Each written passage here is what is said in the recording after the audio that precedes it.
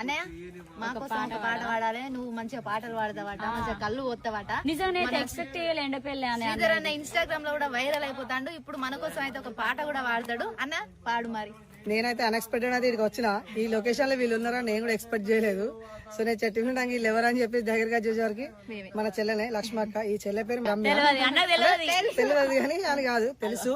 So వీళ్ళ కోసం నేను ఏం పాట పాడలో తెలియదు. నాకు వచ్చిన వరకు అయితే 2 లైన్లు పాడతా, వీళ్ళని సంతోష పెడతా.